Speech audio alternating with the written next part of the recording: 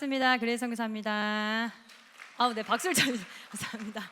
네, 진짜 간단하게 나눌 거예요. 지금 저희 선교에서 운영하고 있는 행정 매뉴얼에 대해서 간단하게 나눌 건데요. 좀 전에 사랑 선교사님께서 나누어 주신 것 어떤 규칙들은 어떻게 보면은 학생들을 대상으로 한 지켜야 될 것들이잖아요. 이게 사람이 자란 환경도 다르고 생각도 다르고 하다 보니까 성격도 다르고 하다 보니까 각기 소견에 옳은 대로 살아가거든요. 그런데 이 공동체라는 것은 각기 소견에 옳은 대로 살아가다 보면은 사람들의 생각이 다르니까 거기 안에 섭섭함이 쌓이기도 하고 저 사람은 이렇게 생각하고 이 사람은 이렇게 생각하기 때문에 공동체가 지켜지지가 않아요. 하나님의 공의와 정의를 어떻게 보면 대행하는 우리 공동체 안에서 집행을 하는 데 있어서 요거 할 때 늘 똑같은 질문하는 게 있어요. 이제 우리 공동체 안에 20대 사역자들 있잖아요. 우리 자윤선교사님 20대 사역자죠. 앞으로 결혼을 하잖아요. 신혼여행을 갈 거죠. 며칠 가고 싶나요? 며칠 가고 싶으세요? 2주. 그럼 그대 원함은? 와, 그렇군요. 제가 내부 선교사님들한테 이 행정 매뉴얼을 나누면서 우리 안에 지금 신혼여행 간다, 며칠을 갈까요? 이렇게 물어봤어요. 했더니 누구는 3일, 굉장히 사역에 집중되어 있는 분인 것 같아요. 나 3일로 충분하다. 3일 있으셨고요. 그리고 일주일, 그래도 일주일은 가야 뭐 유럽이라도 좀 돌지 않을까요? 일주일 있었고, 어떤 좀 진짜 젊은 선교사가 한 달이요 라고 해서 그 사역은 어떡하나 라는 생각을 제가 혼자 막 했었던 시간이 있었거든요. 이렇게 사람들의 생각은 한 가지만 여쭤봐도 굉장히 달라요. 이렇게 가야 될 것 같고 저렇게 가야 될 것. 그래서 공동체 안에는 이런 매뉴얼이 필요하고 규칙이 필요합니다. 매뉴얼에서 여러 가지가 있는데 사실은 대부분 좀 재정과 연관된 것들이 좀 많아요. 저희 안에는 공용 차량, 왜냐하면은 저희가 70만 원 받으면서 차를 막 사고 막 유지하고 하기가 쉽지가 않죠. 그래서 선교회 내에는 공용 차량이 있습니다. 그러면 이 공용 차량은 어떻게 해야 되나? 여기 보면 3번에 과태료가 있잖아요. 그럼 내가 막 운전을 하다가 사역을 갔어요. 예를 들어서 제가 영어 캠프를 누가 갔어요. 사역을 하다가 갑자기 얘기하다가 갑자기 늦었는데 선을 밟아버렸어요. 신호를 지나버렸어요. 과태료가 발생하죠. 그럼 이거 누가 내야 되나? 또 교통사고 발생을 했어요. 그럼 이거 누가 내야 되나?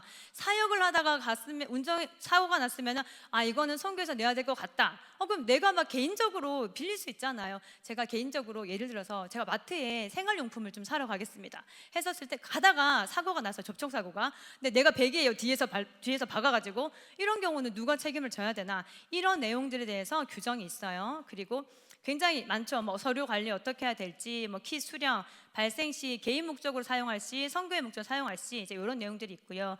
그럼 재정은 어떻게 사용을 해야 되나?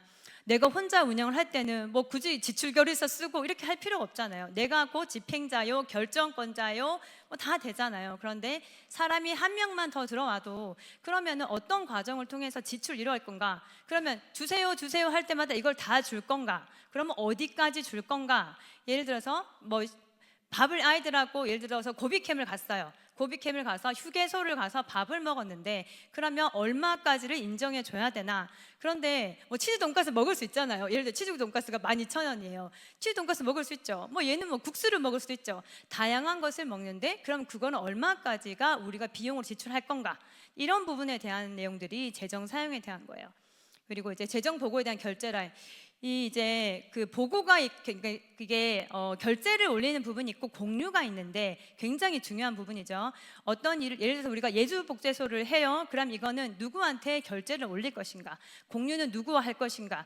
예를 들어서 복제소를 하면 예를 들어 재정은 저와 얘기를 해야 되겠죠. 그럼 식수 인원은 또 두브라 선교사님한테 얘기를 해야 되고 주차는 또 올드젠 팀한테 얘기를 해야 되고, 그럼 이것을 처음에 시작을 할 때는 이제 각 디렉터와 그리고 클레아 선교사님과 다 보고가 되는 것까지가 먼저 결제되고 결제되는 공유하는 것까지 이건 어떻게 해야 되나?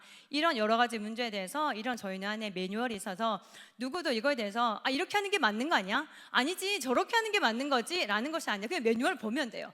매뉴얼 봐서 이건 이렇게 하는 거구나, 이건 이만큼 사용할 수 있구나 라는 정해진 규칙들이 있습니다.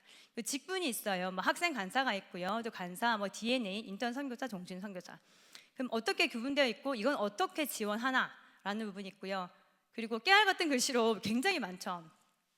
이 4번에 대해서는 앞에 이런 직분들이 있었는데 그러면 이것에 대해서 어떠한 직원이 있고 휴가 아까 제가 처음에 물어봤었던 그럼 신혼여행 며칠 가나 정답은 5일이거든요. 5일인데 자 그러면 그건 며칠을 가야 되나 누가 돌아가셨어요. 그러면 며칠을 갔다 와야 되나 감으로는 한 3일 같기도 한데 좀 더 들어야 되나 피곤하니까 이런 감으로 하는 게 아니라 정해져 있어요. 정해져 있어요. 그래서 이런 휴가 규정이라든지 지원 어떻게 할 건지 뭐 기간, 자격, 사례비, 주거 지원 어떻게 할 건지 결혼 자금, 뭐 명절 사례비, 선교회 조의금, 뭐 자녀 지원 어떻게 할 건지. 그러니까 누가 예를 들어서 뭐 인턴 선교사가 있고 종신 선교사가 있을 때 내 자녀가 교재비가 나왔어요. 그럼 이걸 지원해 줄 건가 말 건가? 이거는 물어볼 필요가 없어요. 매뉴얼에 다 있는 내용이라서 이렇게 하시면 됩니다라는 것을 공통적으로 누구나 적용을 하고 있습니다.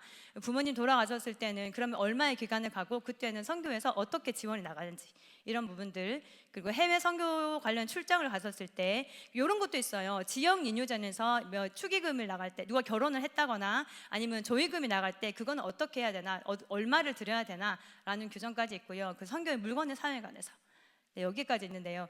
자세한 내용은 제가 나누지 않아도 되겠죠. 이거 다 올려드리면 되겠죠. 하니까 이런 것에 대해서 매뉴얼이 있고 그리고 사람이 많으면 이 공동체 안에서는 누구나 따라야 할 규칙 속에서 세상이 나한테 맞추는 게 아니라 내가 그 공동체 안에 정해진 규칙을 지키고 거기서 순종하고 그것을 따라가는 것이 학생들에게만 훈련되어진 게 아니라 어른들은 사실은 생각이 더 굳어져 있잖아요. 그래서 사실은 이게 더 필요한 것 같아요. 그래서 여기 안에서 저희 선교회에는 뭐 물론 수많은 선교사님들이 있지만 지역교회도 지금 점점 커지면서 청년 사역자들이 세워지기도 하고 또 학생들이 간사로 세워지기도 하고 요즘에 받는 질문들 중에 이런 게 있어요.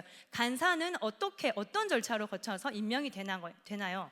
또 간사에게는 어떤 혜택이 있나요? 이런 부분을 물어보시는 분이 있는데 제가 이런 부분들도 이런 매뉴얼 안에 다 있기 때문에 궁금하신 분은 저한테 개인톡 주시면 제가 더 상세히 설명하겠습니다. 자료는 다 업로드 드리도록 하겠습니다. 여기까지 할게요. 감사합니다.